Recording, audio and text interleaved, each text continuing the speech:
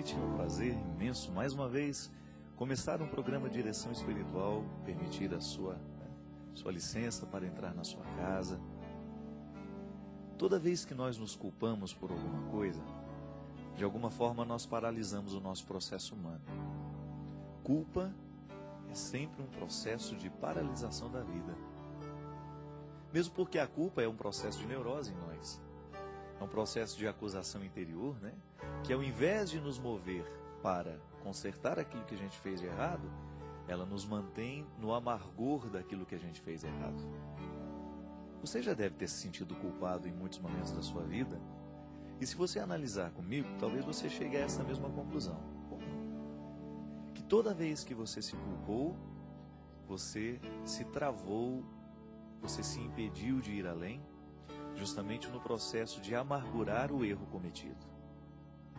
Diferente do arrependimento. A gente já fez aqui essa distinção, mas vale a pena mais uma vez a gente lembrar. O arrependimento é diferente da culpa, porque ele nos move para fazermos alguma coisa em relação àquilo que a gente fez de errado. Se eu estou culpado por uma situação, é possível que eu fique paralisado nessa culpa o resto da minha vida. E cada vez que eu me recorde do erro cometido, esse processo de culpa me venha como forma de acusação interna que me retira a autoestima, que me retira o prazer de ser eu mesmo, que me coloca num lugar estranho dentro de mim mesmo, que parece muito mais uma prisão, alguma forma de aprisionamento, de porão da existência, digamos assim. Diferente do arrependimento, que nós poderíamos dizer que ao invés de porão, como é a culpa, são janelas que se abrem para que a gente possa ver a vida de um jeito diferente. E aí você pode distinguir comigo. Quando você se sentiu culpado, você se sentiu destruído. Mas quando você se sentiu arrependido, você se sentiu com vontade de fazer diferença, de modificar o ato. Está vendo como é tênue, mas é profundo e é essencial nós fazermos essa distinção. Quando eu me culpo por aquilo que eu fiz de errado, eu corro o risco de continuar errado, me amargurando por não ter conseguido fazer certo. Mas quando eu me arrependo dos meus erros, eu me movo para ir em direção a estes erros e então consertá-los.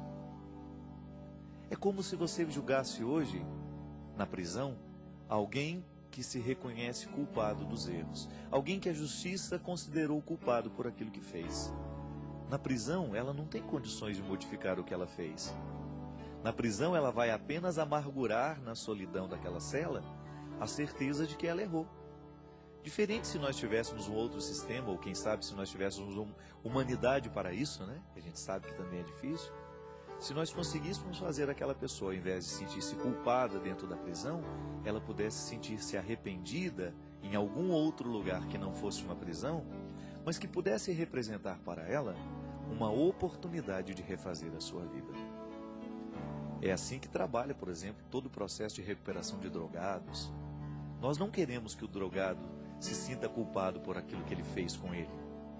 Mesmo porque se ele ficar amargurando o tempo de drogas, o tanto que ele se intoxicou, o tanto que ele prejudicou a sua saúde, dificilmente ele vai conseguir sair disso. Agora, se a gente conduzi-lo a um processo de arrependimento, ele certamente tomará a sua vida nas mãos e vai decidir por viver diferente. Porque o arrependimento é de Deus em nós. É processo de Deus na vida humana. Ao contrário que a culpa é muito mais um processo do diabólico. Não é verdade? São tantas as estruturas diabólicas que estão prontas para nos acusar. E Jesus já dizia isso de maneira muito bonita, que o diabo é o pai da acusação. Tudo isso está implícito nas palavras de Jesus quando ele demonstra que a sua vida, o seu jeito de ser, o seu ensinamento, não é para trazer condenação ao ser humano. Mesmo porque a gente já se sente condenado de tantas coisas, não é verdade? E se em algum momento a igreja, o discurso cristão, por razões históricas, tornou-se instrumento de culpa e acusação, nós não queremos mais isso. João Paulo II inaugurou um tempo bonito demais na igreja, de reflexão, de trazer cada vez mais a clareza dessas janelas que se abrem, para nós entendermos que o processo de Jesus em nós é a misericórdia. E o Papa Bento XVI começou o seu pontificado assim, dizendo que Deus é amor. Nós não queremos ser os pastores da condenação. Nós não queremos ser aqueles que trazem esta notícia desagradável de que nós estamos condenados, de que eu estou condenado, de que você está condenado. Não. O nosso discurso tem que ser para mexer na sua cabeça, no seu coração, na sua consciência, não para que você se sinta culpado daquilo que você fez, mas que você se sinta arrependido. Michel Foucault, um grande escritor francês, escreveu uma obra preciosíssima que se chama Vigiar e Punir. E ele faz uma crítica severa a todas as instituições que se prevaleceram no tempo por força da culpa, por força daquele sentimento ruim que as autoridades provocavam no coração de seus subalternos para que eles se sentissem culpados e, sentindo-se culpados, eles pudessem ser fiéis às suas autoridades. Não é isso que nós queremos. Pode ser que você tenha sido educado num sistema educacional altamente repressor, que imputou dentro do seu coração o conceito de culpa como absolutamente necessário para você viver, para você ser disciplinado. Não. A carta de São Paulo aos Gálatas é uma das traduções mais perfeitas do conteúdo da essência do cristianismo, que é justamente a liberdade. Deus quer provocar em nós a liberdade, a capacidade de sermos livres. E nenhum ser humano que se sente culpado pode ser livre, porque a culpa nos trava, a culpa nos segura, diferente do arrependimento, que promove em nós uma liberdade para a gente ir em busca de tudo aquilo que a gente precisa buscar para modificar o nosso coração.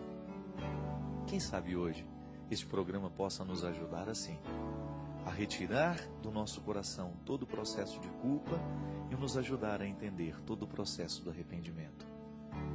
Fez alguma coisa de errado hoje? Não vá se sentir culpado por isso.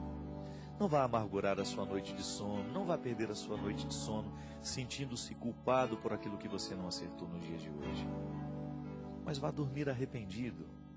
O arrependimento já vai provocar dentro de você um bem-estar, eu garanto. Porque o arrependimento já é o primeiro passo do perdão.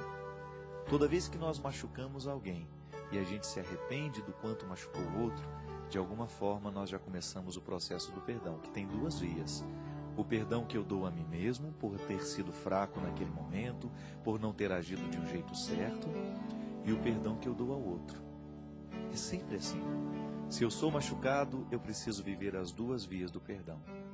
Perdoar a mim mesmo por ter sido fraco, por ter me deixado abater pela maldade do outro, porque é um processo inconsciente, mas acontece isso com a gente, e também ser capaz de olhar nos olhos do outro e conceder a ele também o direito de ser fraco.